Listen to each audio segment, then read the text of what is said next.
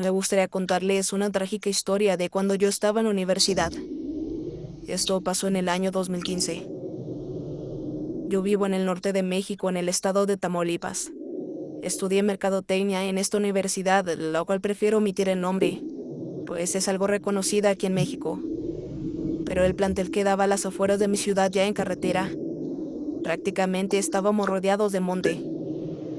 Tenía la fortuna de tener carro para llegar a tiempo todos los días. Mi turno era por la mañana, aunque también había clases en las tardes noches para otras carreras. Tenía un profesor que me daba una materia de ingeniería, pues en distintos cuatrimestres teníamos que tomar materias que no eran de nuestras carreras. Así se manejaba aquella universidad. Pero en fin, ese profesor solamente daba clases en la tarde.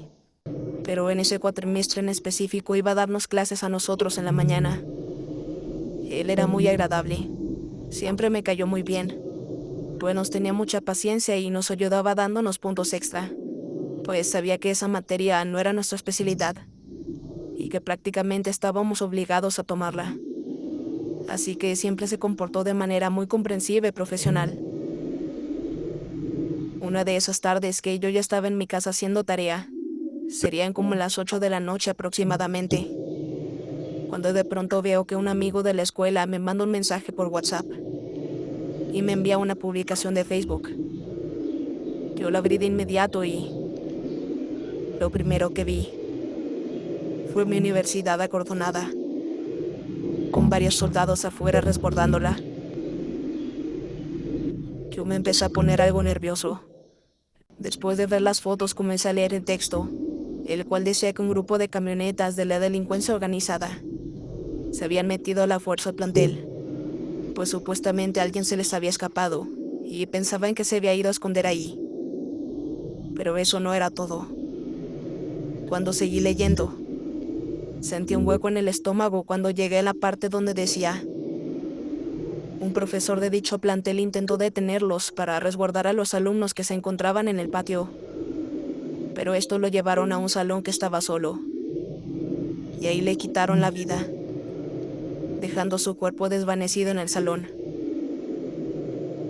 Al leer el nombre no pude evitar derramar una lágrima, pues se trataba de mi profesor, el que nos daba clases de ingeniería por las mañanas, y esa persona tan dedicada y amable con una vocación impresionante, que hasta el último momento intentó proteger a sus alumnos.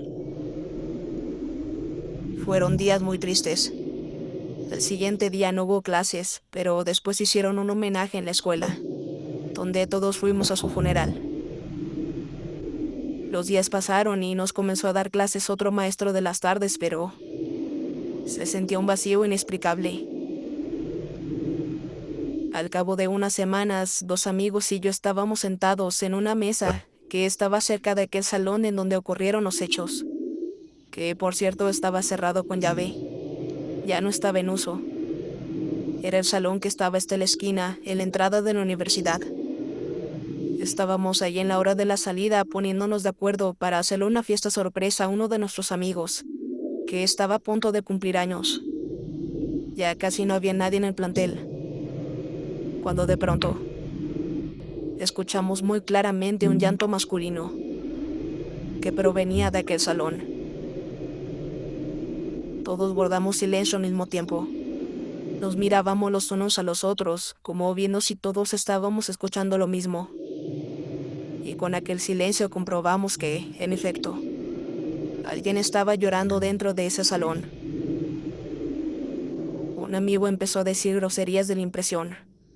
Y otro amigo y yo dijimos que teníamos que ir a ver quién era, pues el salón tenía ventanas en la parte de arriba.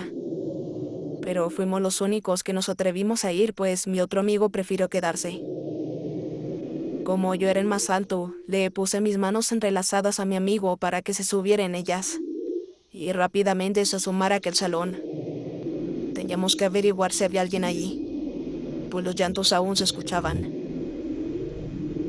Él se subió rápido y, al momento justo cuando sus ojos pudieron ver a través de aquella ventana, el llanto cesó. No hay nadie, me comentó. Él brincó al suelo reiterándome que no había nadie en ese lugar, Pero yo le dije que se volviera a subir y que se fijara bien, pues no podía creerle. Lo volvió a hacer y esta vez duró más tiempo, pero después de un tiempo me dijo: Andrés, el salón está vacío. No hay nadie aquí. Nos fuimos corriendo de ahí de inmediato.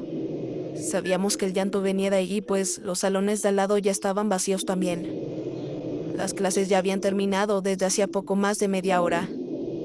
Ya casi no quedaba nadie en el plantel.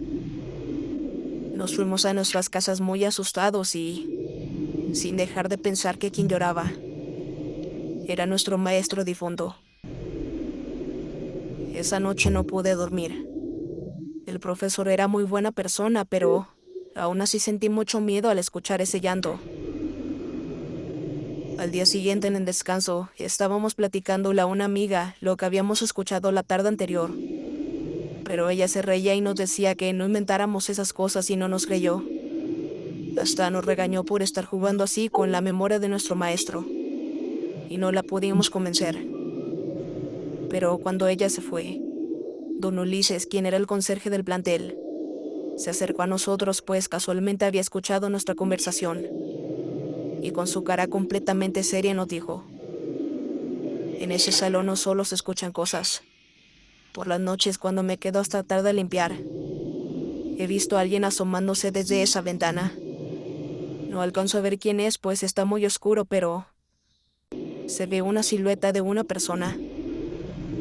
Yo me retiro de ahí inmediatamente, pues me da mucho miedo.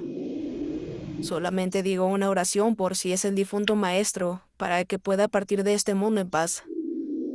Pero no me atrevo a acercarme a averiguar de quién se trata. Nosotros le creímos, pues era un señor ya grande, una persona muy amable y educada.